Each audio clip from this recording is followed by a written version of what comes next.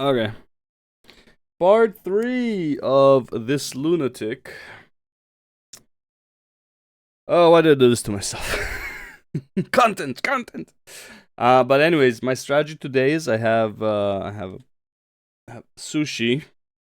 So hopefully, because I'm eating sushi, I will just stop interrupting him literally every sentence, just because he's deranged, bro. He is, in my opinion, deranged.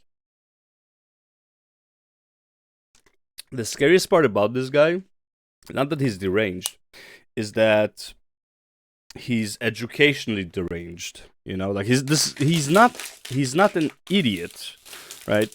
He's just looking for the assumptions that confirm his bias, but his assumptions are intellectual. They're not like out of thin air, right? They're just, it's like you're doing a math problem. You just go to like a different result than what the reality is.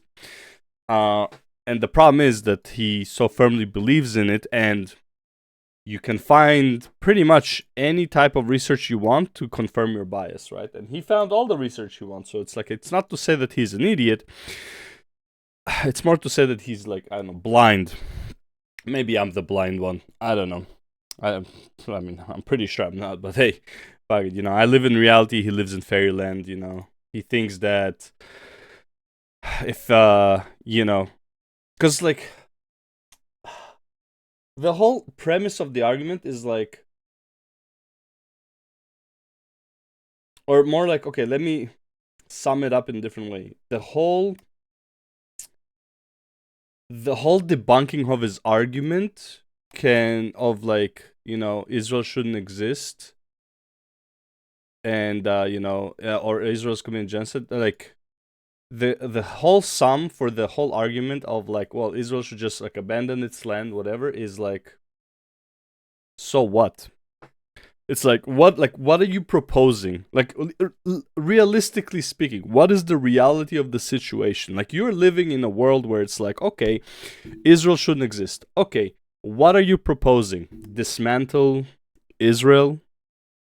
Like, what do you think would happen next? Like, just like, let's play this out. What do you really think would happen if Israel gave away its power to the Palestinians?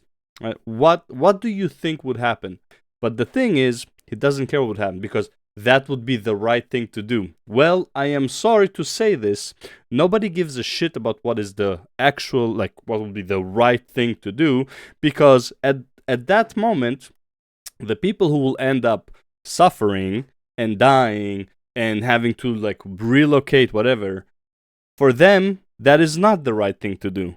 So you either choose to live with the reality of the situation of like, even if, I'll be super generous, even if, let's say, Israel was the evil guys in 1948, they took more territory, yada yada yada, which again, I don't believe they were the evil guys. I think they were a product of their circumstances, right? And it was a time of basically war, and hard decisions had to be made, and usually these hard decisions come at the expense of somebody.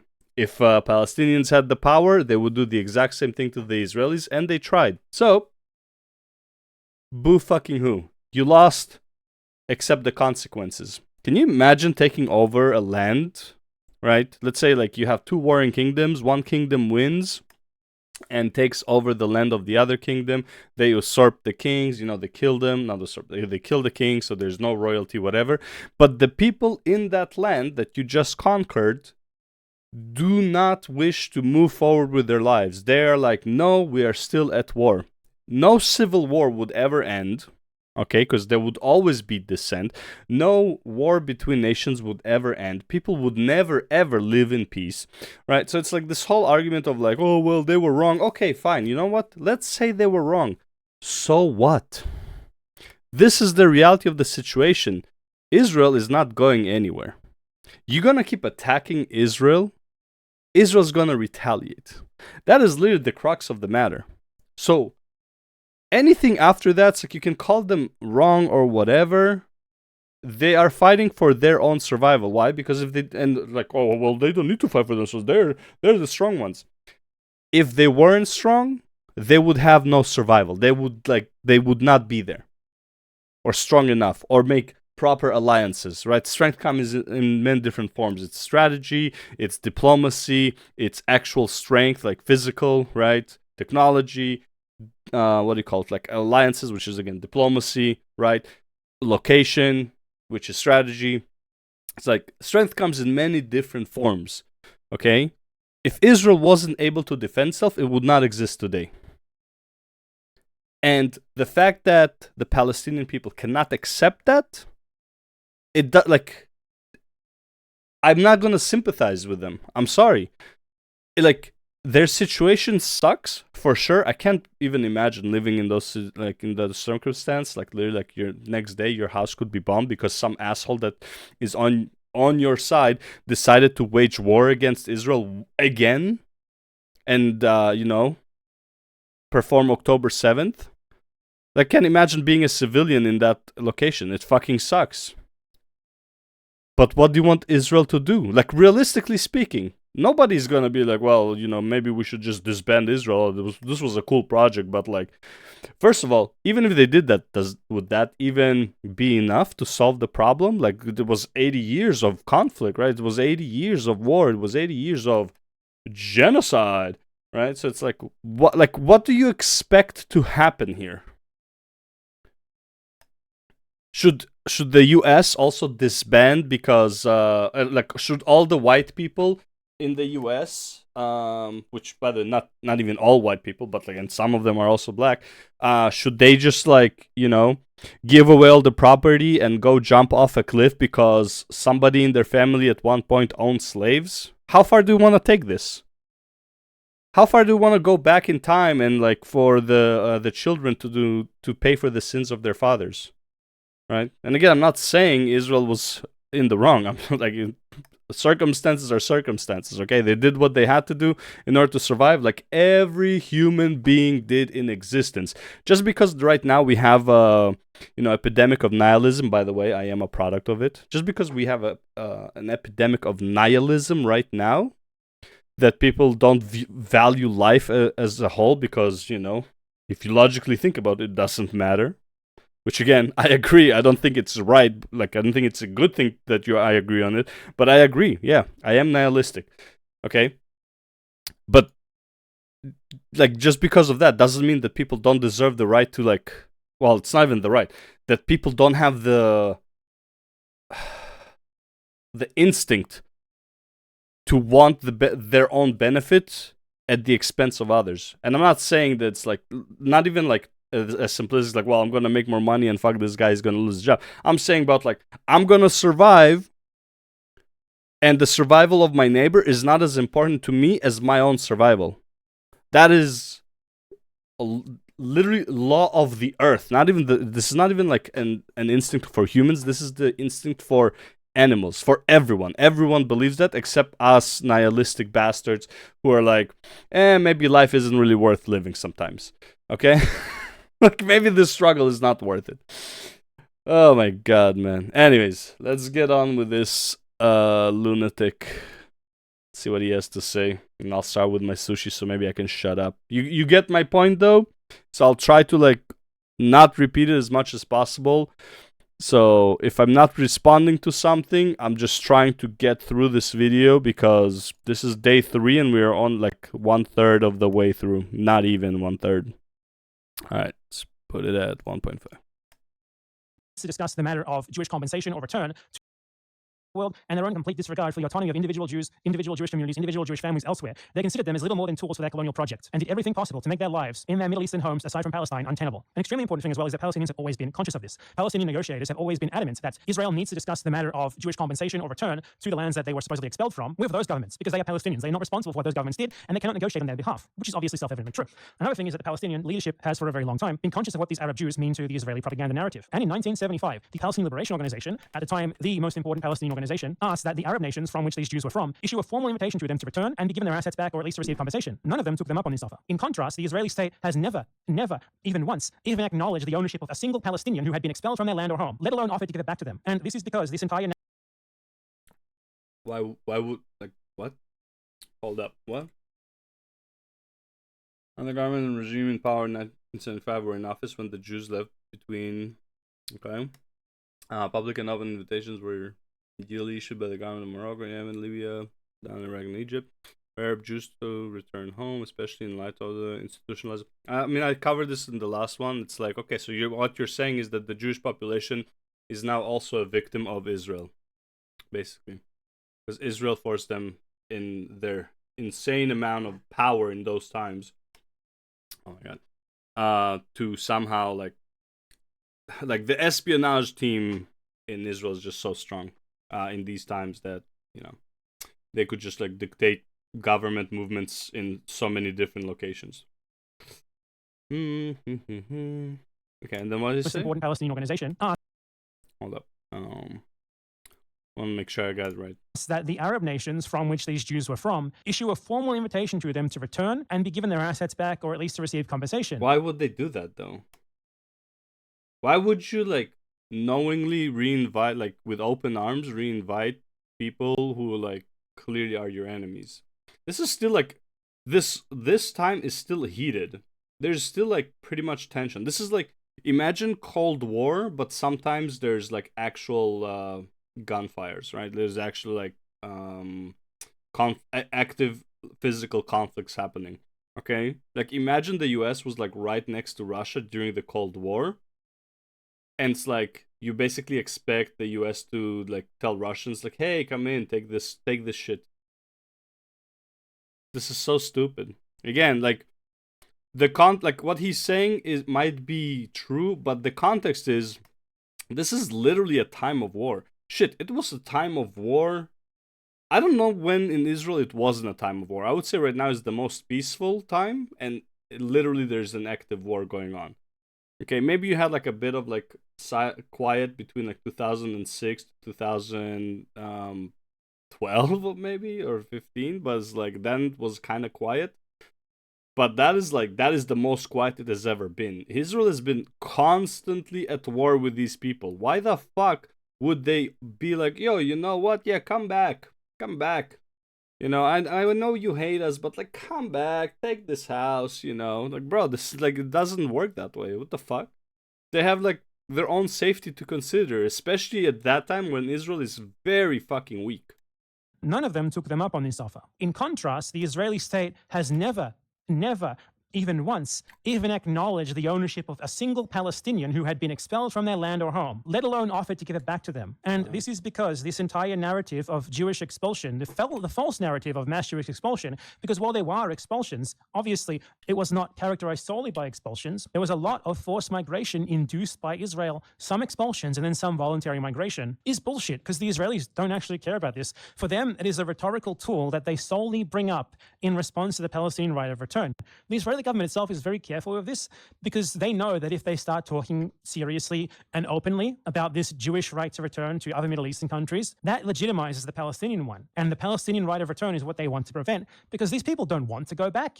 You know, they're living at large in Israel at the expense of Palestinians. Why would they want to go and be given like their grandparents or their great-grandparents' land back in Iraq or something? On the other hand, the Palestinians...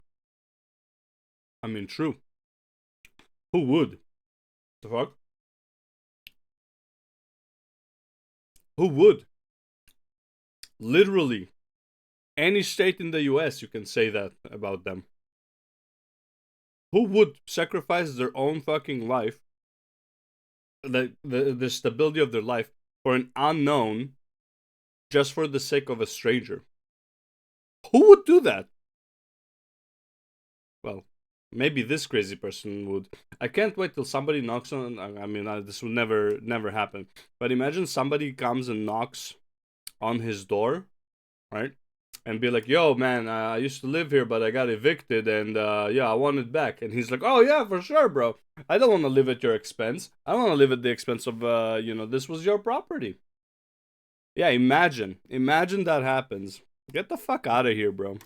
desperately So need their stupid. land. They have no other land. They have no other assets. They have no other place to go. So for Israel, this is a rhetorical tool that they use. Though the government itself doesn't really use it. It's mostly Zionists not operating in an official capacity who like to bring it up. In the 1990s, when the Israelis started paying more attention to this rhetorical strategy, they investigated pushing these claims during the so-called peace process that was going on then, and decided against doing so, or even trying to do like any sort of serious investigation into how much Jewish property had been lost, how much it was worth, and pushing the countries that were involved for compensation for it, because they were worried about the precedent that would set, which would allow Palestinians to do the same regarding Israel. The Israeli state in 1999 even forcibly dismantled the agency that it had set up to represent Arab Jews in their claims for their land and compensation from other Middle Eastern countries, because the organization took on a life of its own and tried to secure equal representation among it for the 1 million Middle Eastern Jews who don't live in Israel. They simply didn't actually care. For them, they set up this organization as just sort of a know you. And once it became its own thing that no longer suited their interests, they got rid of it. So it is a dishonest narrative. They don't really care about this. It is something that they bring up and frame in a completely dishonest, bullshit way that erases a ton of the history, erases a ton of what actually happened, solely to push back on Palestinians who are attempting to claim their own right to return to the land that Israel and Israelis stole from. I'm sorry, what right do they have to return? They lost. They have no right to return. You lose a fucking war. Doesn't matter if it's a war, if it's one side. That doesn't matter. What, like, a right to return? First of all, that would indicate that would also say that like you have a right to a land. In what fucking world? Can I just go and like claim a land and be like, yo, this is mine now? Fuck all you bitches. And then somebody comes, beat the fuck out of me, kicks me out, and I would be like, excuse me, sir, I have a right to return. Bro, that's not how reality works. They want their land back? Come and get it, motherfuckers. Like, this is such a dumb fucking argument, man. At no point in human history did somebody give something back after they forcefully took it for like, because the guy who lost is like, oh, I have a right to this actually. Bro, you get spit on your face and get kicked the fuck out. Are you kidding me? There's no such thing as right of return, bro. What the? It's not a basic human right. It's not a right at all. You can wish for it. No such thing. Them. The narrative, as Ethan Klein did there, requires an erasure of the Nakba to really function properly, and it requires a historical denial of what actually happened afterwards to the Jews in the Middle East, a whole lot of which was imposed upon them by Israel, because the full story is not one of reciprocal expulsions that can be compared at all. It is the Zionists and then the Israelis, after they declared independence, implementing a long-held plan to expel the Palestinians, and then also implementing measures to encourage the Middle Eastern Jews to emigrate to Israel, combined with limited expulsions, which themselves only happened as a reaction to what the Israelis first did to the Palestinians, which began before they had declared independence and before the intervention of the Arab states. We need to ask here, if Israel seriously wants to press these claims for Jewish or Israeli property in these Arab countries, well, these Arab countries have been attempting to normalize relations with Israel for decades now. If anything, they are subservient to Israel and its European American allies. Yet Israel, in these negotiations, has never tried to press them for the return of Jewish property and for the right of return for Jews who had, or descendants of Jews who had left these countries. You know why that is? Because Israel doesn't care, because Zionists don't care. For them, this is a tool, just like they. Well, what is the benefit of Israel pursuing that? What would be the benefit of Israel pursuing the countries that don't like them would make policy for the people who left their countries to return, who are Jews, who are clearly not very welcome, just by the populace, not just like by the government, but by the populace, okay? It's literally like, do you want Israel to send lands to the slaughter? Like what exactly do you want? Also, by the way, how would that be viewed, right? Let's say I live in Israel, right? And Israel's like, oh hey, yeah, we came to an agreement with Iran, right? And if you want to return to Iran, you can just return, and then you go there, and it's like Iran is giving you like resources, like it gives you like, I don't know, free education and free housing. Meanwhile, you have people in Iran who are probably suffering from poverty, lack of education. They don't have they don't have property, whatever. And then you just come in just because you're Jewish and you're giving all these things. Gee, I wonder how that would play out, especially in a country that already kind of doesn't like the Jew.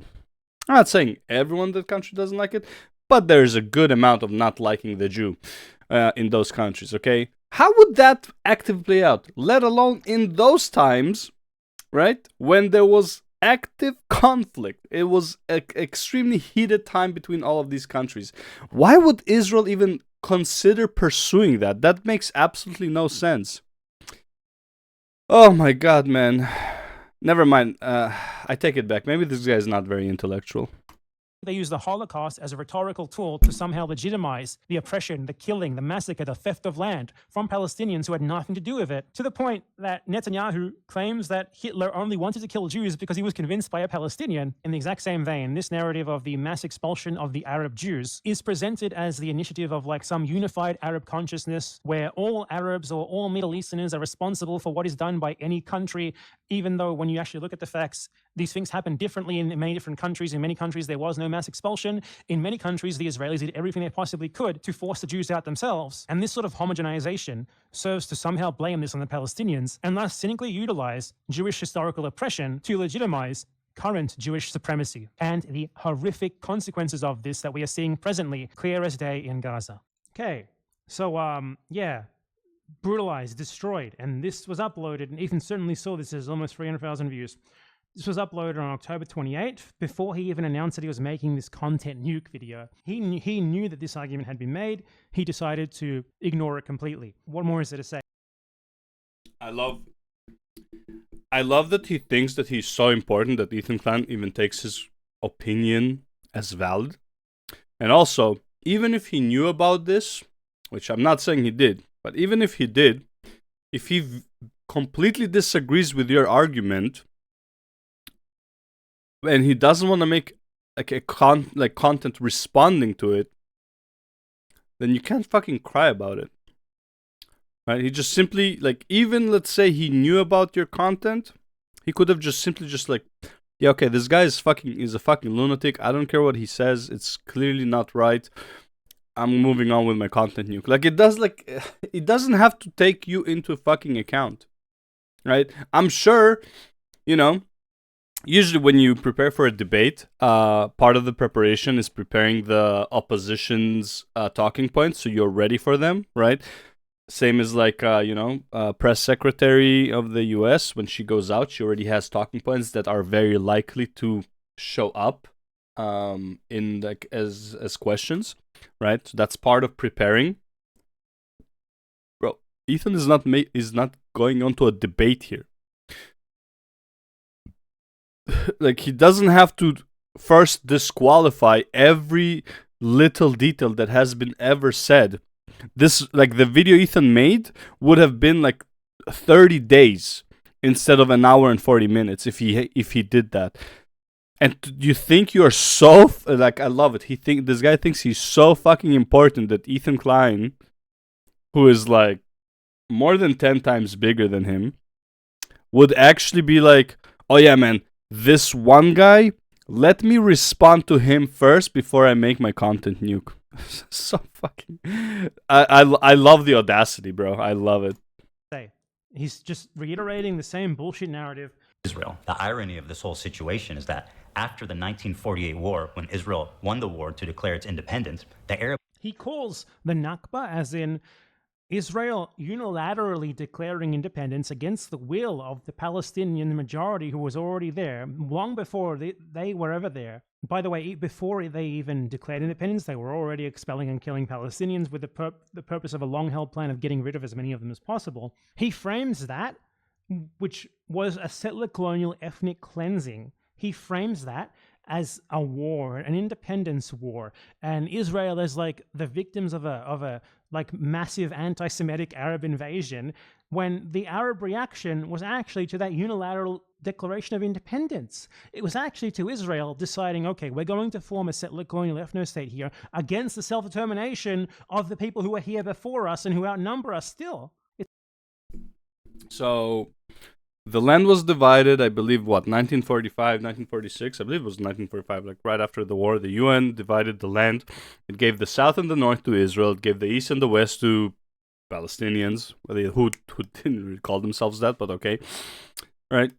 So that fault of dividing the land, if you're blaming the Jews that took the UN up on their offer, which again, well, the UN didn't have a right. Well, actually they did, because the UK was in control of that land, and the UK gave that control to the UN to decide what to do with it.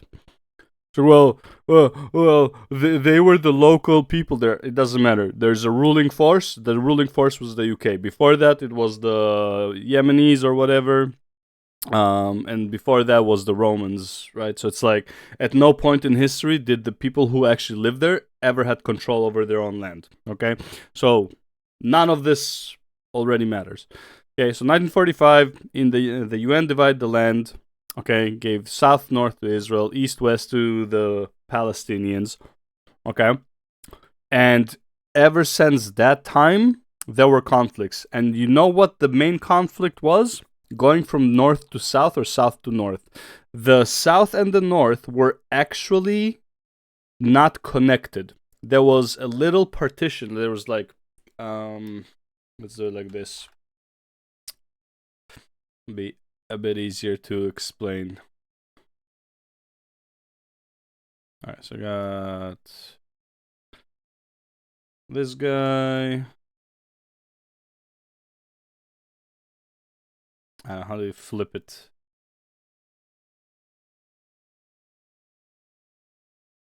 Okay, so this is Israel in 1945, okay? There's this little shit here, right? This is not connected. And this shit is a part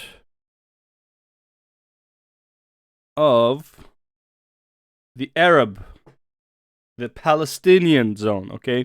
So most of the conflicts were happening in this area, okay? At which point how long do you think it would take the people who live here and here, how long do you think it would take them to realize that, hey man, this is like, we need this, we need access to this, right? And these guys don't want to give it to us, right? Or don't want to like even negotiate about this, because they don't like us right now. So they're like, yeah, fuck you, we're not letting you use this. Yeah, get fucked. We're gonna shoot you whenever you try and pass. Okay? So what would be the natural course of action in this situation? War. That is the natural course of action. If you can't use diplomacy to get what you want, right? Even like a little bit, there's war. Okay? And by the way, there's active conflicts. There's active conflicts around here. There's active conflicts here. This is all active conflicts. But the main conflict is here. Okay? So, yeah, there's gonna be war. There was war ever since this land was divided by the UN. Okay? So, you wanna blame somebody? Blame your own weakness for not being able to destroy the Israelis when you had the chance. Get fucked. I'm sorry. You were weak. You were too weak to defend your own land. You got owned, or your land belonged to us, or your base belonged to us. Get fucked. If they could, they would destroy those two territories. This wasn't a one-sided conflict. Both sides didn't get along with the other. Okay, now were there people who got along with other people? Yes, sure. But in general, right, the civilians usually are not the ones waging the war. It's the ruling forces, okay? Somebody's dictating people to go and shoot somebody up, okay? Like, it's not like fucking crazy to believe that maybe the civilians didn't really want a part of the conflict. They just want to live in peace, and they don't care who the ruling class is. They just want to live in peace, farm their fucking crops, have their own family and just like, be left alone with their family. Okay? Yes, that would be the case for most civilians. Guess what? That is not the case when it comes to higher power. Why? Because the higher power has to make sure that the civilians are safe. How do you make sure the civilians are safe? Take care of the aggressors next to them. Okay? And unfortunately, those aggressors were the Palestinians, who were then kicked out. Why? Because they lost. If Israel is lost, then they wouldn't have the land now. And they could be the ones crying about it. Strength dictates who owns the land. That is the rule that has always been and always will be. Okay, if you can't defend your land, the land is not yours. That is it. It's ludicrous framing. Countries got super anti-Semitic against their own Jewish citizenry. They got super anti-Semitic. Oh, give me a fucking That had nothing to break. do with Israel. And as a result, they kicked them all out, 1 million plus of them, and forced them to go 1 million plus. the one place they hated the most, Israel. And now those same people that forced Israel forced them there more than the Arab countries did. them out of their homes are telling them they don't belong there. So if the Jews of Israel are And again, this argument that Israel forced the Jews in neighboring countries to flee their country and come to Israel, literally the only thing it does is prove that even the Jews that live in Israel are victims. Therefore, when he's happy that the civilians who were in the Nova festival got killed, you can easily say that these civilians were also victims. As long as, like, some of them, or one of them even, was a part or had relation to a Jew that was displaced from an Arab country, which very likely they were. Because 1 million people back then is like half the population of Israel at that point. I don't remember what the population is, but like it wasn't very high. Okay? So it's very likely that out of those 1,200 people in the Nova Festival, some of them might have been the victims of Israel. So when he says he's happy, basically, right, that the civilians died because they were dancing in front of an internment camp, well, then you're just happy that victims who have been victims for the last 50 years, based on his logic, are now dead. Right? Because, by the way, don't forget, he also believes that anyone who lives in Israel cannot be a victim. But somehow, the people who were displaced because of Israel, based on him, from other countries, are not victims then. Because they live in Israel. The hypocrisy of this guy is... you know what? Yeah, he is worse than Hassan. I thought Hassan was the worst, but man, this guy's literally are Off surrounded his by knockers. Islamic militant terrorist groups that The Jews of Israel are surrounded by Islamic militant terrorist groups. That's how he have frames stated their goal resistance is to them. to annihilate Israel as a So Israel is surrounded by Hamas. Why does Hamas exist, Ethan Klein? Was Hamas there before Israel existed?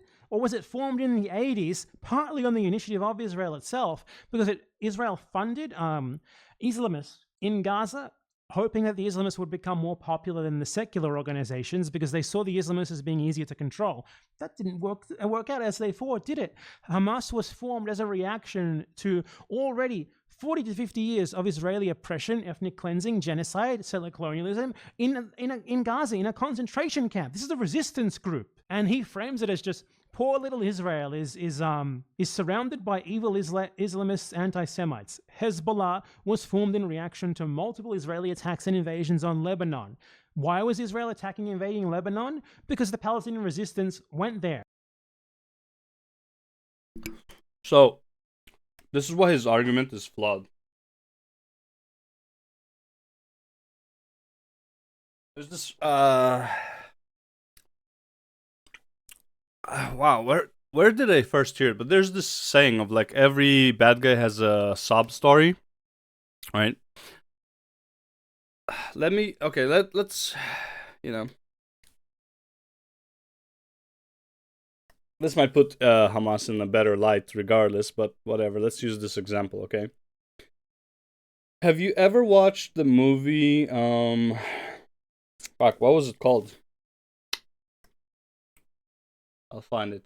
Easy peasy. I'll find it easy peasy.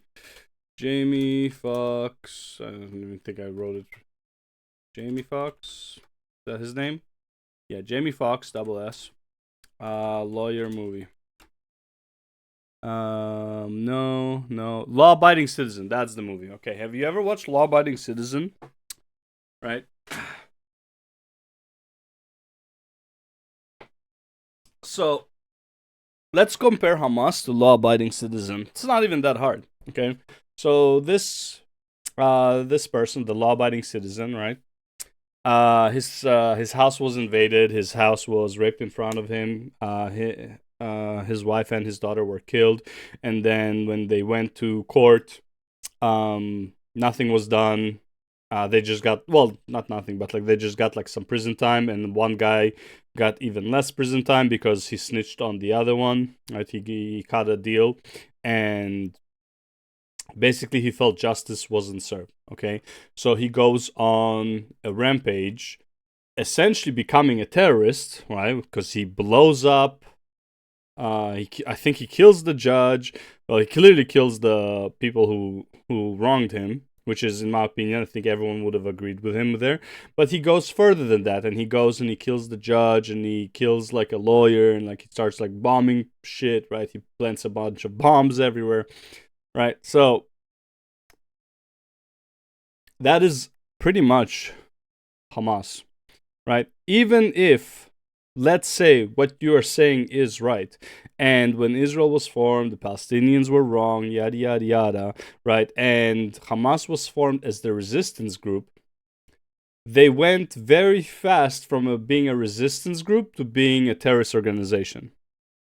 Why? Because their chants are, well, first of all, their actions is attacking civilian targets, has nothing to do with being a resistance group. They're not really weakening the like Israel with their actions. They're just attacking civilian targets. They're making life worse for the civilians. Honestly, they're fucking radicalizing the civilian population of Israel, probably making things even worse for themselves. Just saying, right? So there is that issue, right? Then in their charter, it's death to Israel, death to America, and death to, basically it's death to all the Jews. It's not even like their movement is no longer a resistance group against Israel. Never was. It's literally death to all Jews, because all Jews are to blame. So even if what you're saying is true, and they were just like, they started as a resistance group, which, by the way, Son of Hamas goes into massive detail about like how it's not an actual resistance group, what they do to their own fucking population, right? How they treat their own people, right? This is not a resistance group, but hey, believe this random guy than the guy who actually lived with Hamas, right? Lived inside Hamas, grew up inside of Hamas, right? Let's not believe that guy. Let's believe this guy. Okay.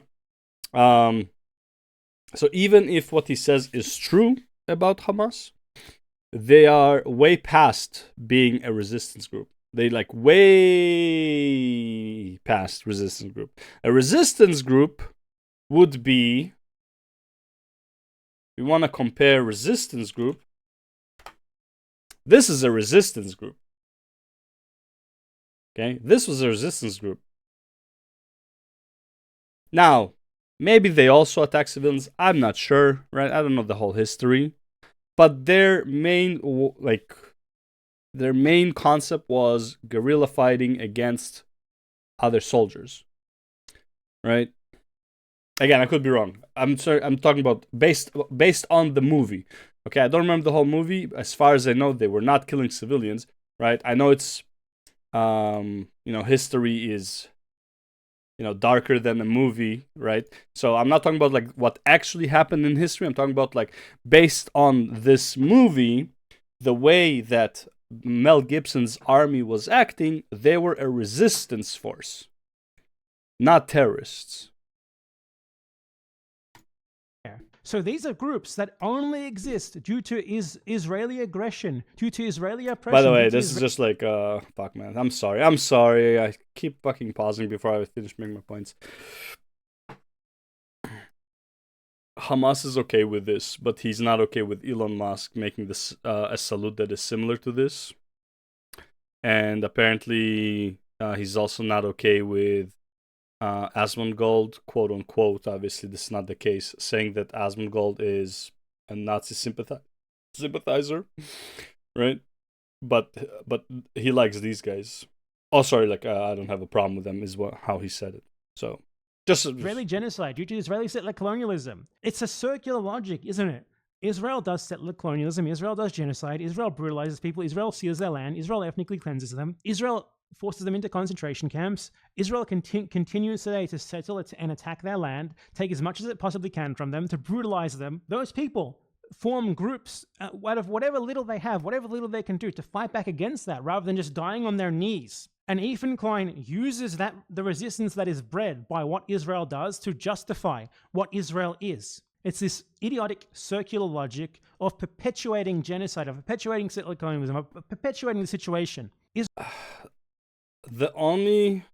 is like why his whole argument just falls upon its face instantly, is because everything he just said doesn't make any sense in the context of Egypt and Jordan. And Lebanon, actually. So, Israel forced them to concentration camps. Doesn't make sense because Gaza wasn't Israeli control until like 2005, right? Okay. Or whenever like they started removing people from Gaza. I don't remember the dates. Maybe 2003. I don't remember. Anyways, so before that, Gaza was Israeli controlled. I had family that lived, this very distant family, but they lived in there. They got paid handsomely for leaving. But like, yeah, so they lived there. So it wasn't a concentration camp. It was a beautiful place. They lived right by the beach, man. Fucking great time to. I wish we visited more often, man. But our parents really did get along. Anyways, doesn't matter. So yeah, so that's not a concentration camp. West Bank is not a concentration camp because they are also lined up. They are also on the border with what, Jordan or something like that, right? West Bank. Okay, so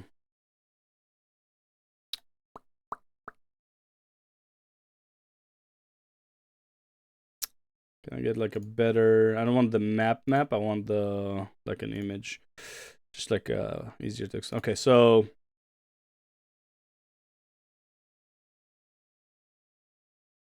right. So here's the West Bank. As far as I can see, it's very hard for them to be in a concentration camp when they are literally in the border with Jordan. So Israel can only protect like this, right?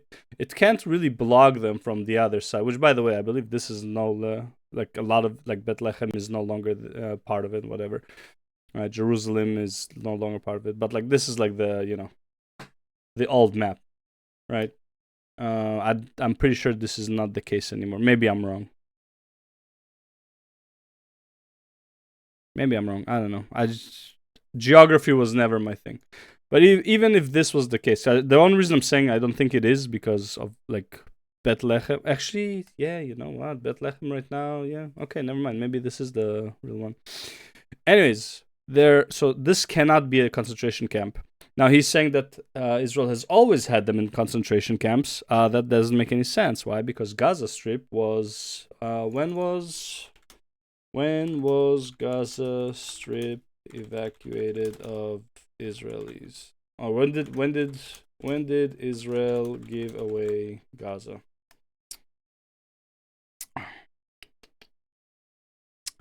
Oh yeah, so it was 2005. Okay. So 2005. Okay, Israel's withdrawal from the entire Gaza Strip, 1967 Green Line. This, I believe, they tried to give it to the Egyptians and they didn't want it, and all that stuff, right? Yeah. So again, to say that, and by the way,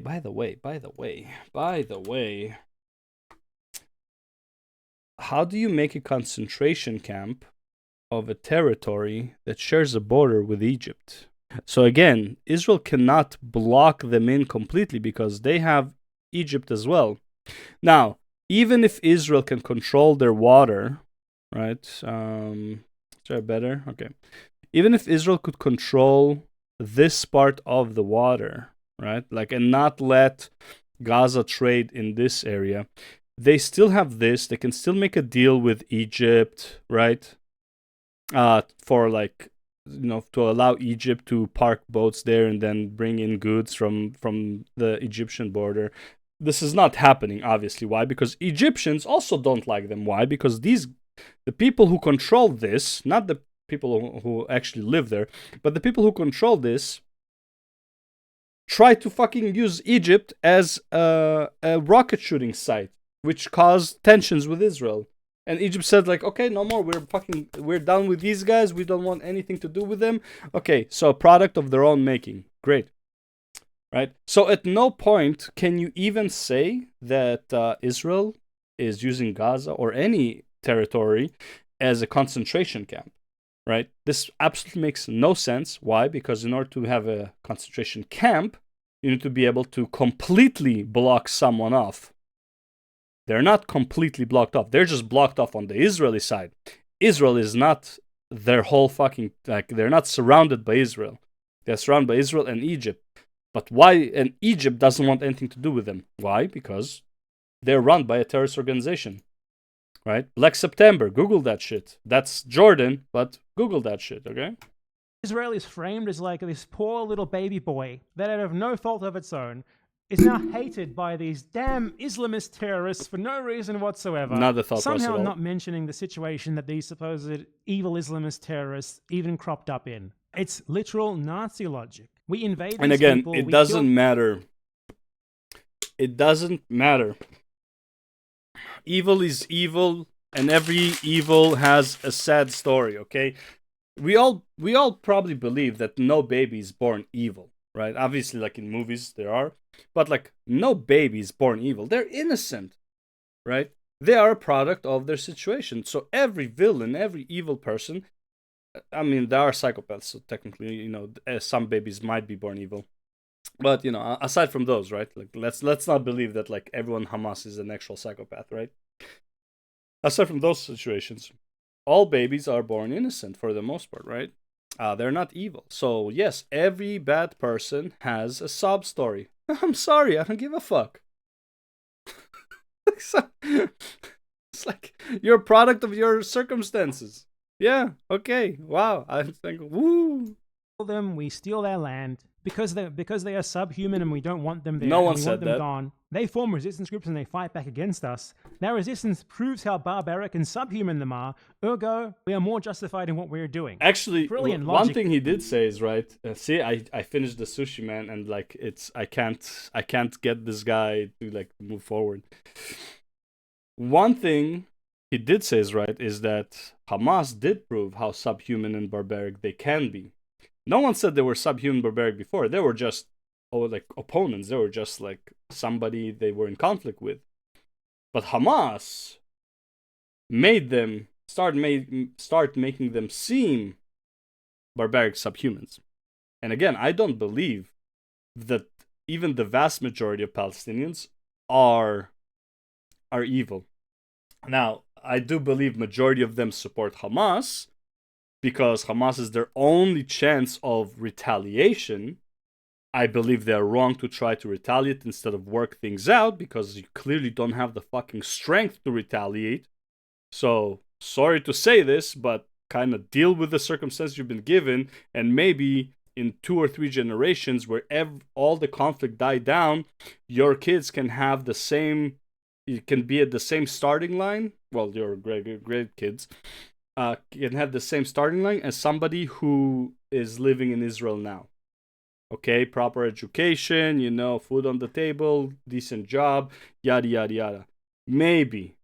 But right now, the way this is going, you're just delaying it by another generation, then by another generation. The longer you keep fighting a losing battle and not accepting that you fucking lost, the longer like the more generations of your own people are going to suffer, unless somehow you win. If you win, man, honestly, congrats. But let's assume you don't win, because it's a very unlikely scenario, right?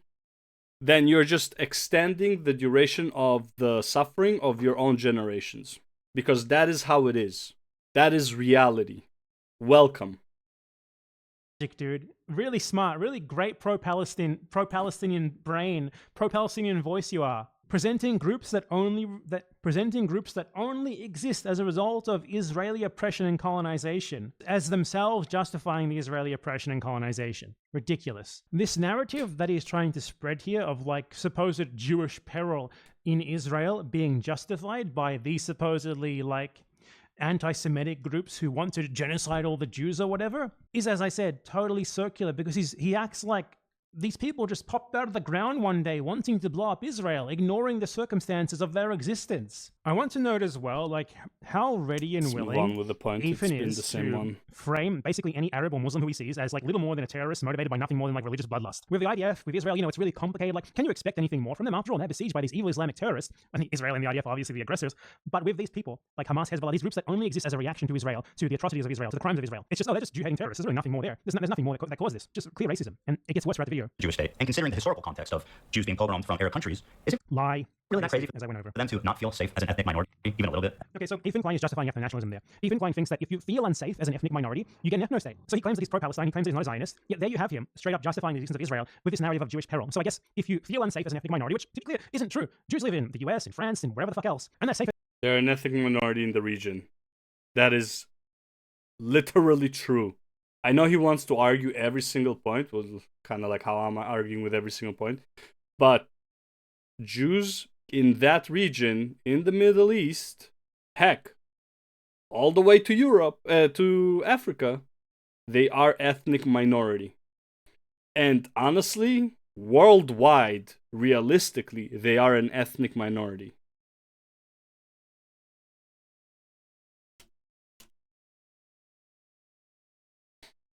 There's 15.7 million Jews in the whole world.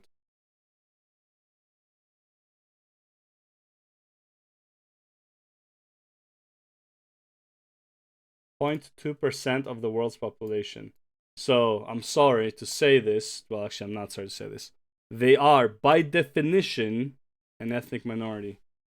How many Arabs in the world?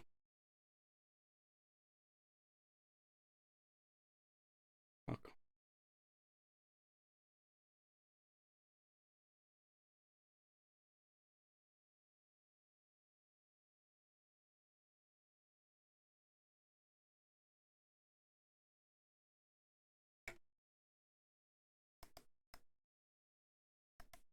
They're 3% of just the Arab world.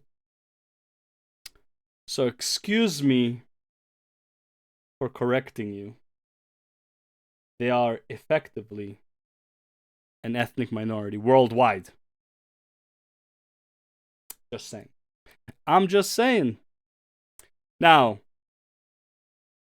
this guy's been wrong on like so many things, so it's like it's understandable at this point, but it is always fun to like prove him wrong one more time, right? This guy's just so biased against Israel. And honestly, let's be real. Let's be real here for a second. He doesn't take into account any circumstance that the regular Jew might experience in any circumstance. So he takes into account a lot of circumstances that the Palestinian people, not just Hamas, not Hamas, which is the organization, but he doesn't do the same thing for Israel. Israel is everything. There's no civilians in Israel, right? You have Palestinians, you have Hamas, but then you only have Israel. You don't have like the Jewish people who live there, right? Because even the people who were expelled from the other neighboring countries, neighboring Arab countries, regardless if it was because of Israel or not, doesn't even matter. In his opinion, these people who lost everything to move to Israel, forced to move to Israel based on his words, are also not victims. Why? Because they live in Israel. So excuse me when I believe that his bias goes a bit further than just anti-Zionist and anti-Israel. Okay, let's just make that perfectly clear. Pretty sure he doesn't like the Jew. Safer there than they are in Israel, because Israel is a colonial state. Colonialism breeds resistance. Obviously, they are way, way safer than their Palestinian victims, don't get me wrong. But the notion that Israel is legitimized by this Jewish safety argument when you can go live in New York when you were born in the USA is fucking ludicrous. And it's, as I said, just a circular logic as well. Aren't we justified in feeling unsafe as an ethnic minority because the people who have been victimizing, massacring, genociding, the people whose very land, whose very country we stole in order to form ours, because they hate us, doesn't that legitimize our existence? Doesn't that further legitimize everything that we've done to them? Circular logic, as I've been saying. And that's pretty much the entirety of our disagreement. Despite what you read on TikTok and Twitter, I've donated $6,500 to a Palestinian charity after the war You're a millionaire, dude. No one cares. started. Hey, Ethan Klein, thank you for the dono. Ethan Klein gave $6,500. My goat. Thank you, Ethan. Condemned Netanyahu as a war criminal. They're led by Netanyahu. I love that This is it's just like, he's trying to frame himself in do you know what $6,500 is actually like a lot of money for people there. Like that feeds many families, not multiple, many families for like weeks. Okay.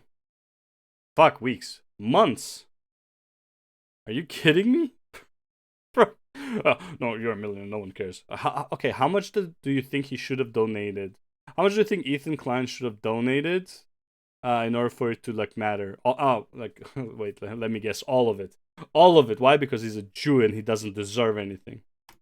in a positive light, and he's still making it clear that he's not pro-Palestinian. who should resign in disgrace and go to prison for being a war criminal, called the West Bank settlements an abomination. Settlers in the West Bank are religious zealots, they're monsters, they're genocidal. I've even said the It's not true. Most of them aren't religious. West Bank settlers are valid military targets. When you talk about like colonial settlers and stuff like that's what's actually happening in the West Bank right now. I just want to address this right after And these people are more or less valid military targets, in my opinion. My only crime. Ethan, if settlers in the West Bank are valid military targets, which to be clear, I don't even explicitly agree with that. Like, I understand why Palestinians might target them. I mean, they're fucking stealing your land and homes. Would you not be angry at them? Would you not attack them? However, calling them valid military targets, like in their entirety, I don't know, man. I think military energy would be much better spent on attacking, the actual soldiers if possible. However, it is completely out of line and logically incomprehensible to say that you think West Bank settlers are military targets, but you think the Gaza envelope that was attacked on October 7th was little more than an anti-Semitic massacre of Jewish civilians. Because most West Bank settlers aren't even like on the front line, like they're behind a wall that separates them from Palestinians. There's not really any easy access to them. The ones on the front line who are like actively trying to steal even more land, those are like the really bad ones, right? Do you know what the Gaza envelope is? Let me show you a map. So the Gaza envelope is basically what was attacked on October 7th, and there is like encirclement of settlements surrounding Gaza, like here, all around it. And these settlements explicitly exist because in 1948, and I have another video on this. I've gone over all this shit already. Trust me. In 1948. What Israel did is they expelled everyone from this area here and also from a lot of other places. They expelled them to Gaza, and then they sort of created a perimeter around it of settlements and military bases in order to keep them in. So the settlements that surround Gaza are built on like the ruins of Palestinian villages, Palestinian houses, and they specifically exist to provide Israel with a first line of defense, a shield against Palestinians from Gaza trying to go back to the places that they were expelled from. Again, this video that I have on that is a very in-depth video about that. The IDF was assigned to determine the location of new settlements around Gaza, which would be integrated into the territorial defense system in order to basically defend against Palestinians. Essentially, these settlements exist as colonial frontier human shield settlements in order to keep Palestinians confined into Gaza. They are the front line of defense, which is why there's so many military bases. Can you imagine wanting to defend your own border? Fucking evil. Now he's saying that like Israel is. I guess what he's saying is that Israel is using these settlements that are right on the border as human shields settlements to keep the Gaza civilians like. So if Gaza attacks, they can only target civilians to make them look like terrorists. Sure. Bases all around them, and quite simply, those who choose to live in these settlements are way worse than most West Bank settlers. Even worse. I'm not saying West Bank settlers are good. They are crazy maniacal murderers, colonial settler maniacs. But people who live in the Gaza envelope settlements are worse than most of them. You have to be something of a settler colonial maniac to actively choose to live in a place that exists to make you sort of a human shield against the victims who were expelled, so that your settlement could be built on the ruin of their land, on the ruin of their own. People from the settlements are noted for that particular sadisticness. In, for example, whenever Gaza is bombed, they set up like couches and get their binoculars out so they can watch the Palestinians being massacred. So it doesn't make any sense for Ethan Klein to say. Bro, I'm not gonna lie. Vast majority of people would do that because it's fucking interesting. Not because they're thinking about the suffering of people, but because where and when else are you going to see live fucking bombs fall on land? Like that shit is like, holy fuck, man, I gotta see this. You don't think about like, man, think about all the people who are suffering. No, you think about like, man, bombs. And also, by the way, you notice that like it's a picture of 3 dudes doing it, which by the way, especially like there's like I don't think they have a good connection here, by the way, so they really don't have much for entertainment, right? So yeah, they go outside, they chill, and they watch bombs. Fucking psychos, man. Whenever Gaza is bombed, they set up like couches and get their binoculars out so they can watch the Palestinians being massacred. So Also, they don't set up couches. The couch is probably there the whole time. Like they don't purposely just bring out a couch. Maybe they do, but like let's be real. They probably already like if they were doing that every time, and based on how often you say that they do it, they would have built like massive like benches here because apparently it's such a popular attraction, they would literally just like have like a barbecue already set up. This happens all the time, right? And these people do it all the time. They watch all the time. So you would think that by now they would just build like picnic benches everywhere, have like a barbecue station, bring the whole neighborhood, and just fucking like, you know, do barbecue while watching explosions. But clearly that is not the case. So clearly it's not as common as he says it is. It doesn't make any sense for Ethan Klein to say that West Bank settlers are fair game and then try to frame October 7th as little more than like an inexplicable attack on Jews being Jews by like Palestinians who sprout out of the ground as being anti-Semitic. If October 7th had happened in the West Bank, Ethan Klein would be equally against it as he is against it coming from Gaza. And I think it's ridiculous that he pretends otherwise. It's ridiculous that he would say something like that he clearly does not believe in, just to try and frame himself as pro-Palestinian, as if we all can't see like the broader context of what he has said before and what it means about his ideology and what he openly said in this video. He's a two-statist because he believes that a Jewish majority needs to be maintained because Palestinians are Hold up. I just want to see what Frogan is saying here, and then we'll finish this point and move on, like, and call it a day with this guy. Anyways, Lahi, can you push back? He's so brain dead. Frogans want to talk. Why does he defend people joining the IDF? First of all, they have to. It's mandatory service. Second of all, even if it was mandatory service, it's not. Is it really that crazy to believe that people who live in Israel want to defend the land that they live in? Right? Because the alternative, even if they're not justified, even if, let's say, they are the bad guys, right? The alternative is these people who fail to defend their land will lose their homes. Right? Because what would happen? Okay, let's say you live in a place that, yes, okay, sure. Let's say you lived in a place that actually used to be somebody else's property, right? And then Israel, like, no one wants to join the IDF. Israel loses the war, right? And it's all peaceful, right? It's all peaceful, okay? And the people who you kicked out of this area, right? They come back and it's like, hey, man, I have documents here. My grandma used to live here, so you have to leave. Okay, what happens when the person refuses to leave? Violence, right? Because that's usually what happens. After diplomacy fails, there's violence. So in no circumstance is there not going to be violence, right? Therefore, the logical conclusion is if I don't defend my land, somebody will come take the land from me.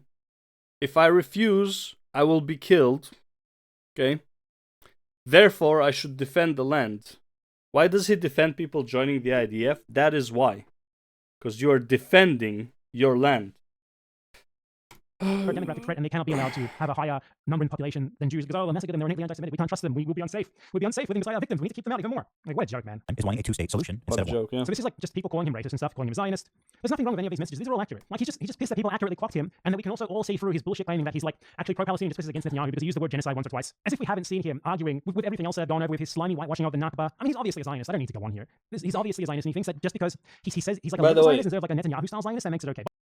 By the way, again, this is why people say that people who who say Zionists are also anti-Semites, is because Zionist is just the belief of Israel having its own country, and you're saying that having the belief that Israel existing is wrong. You know what?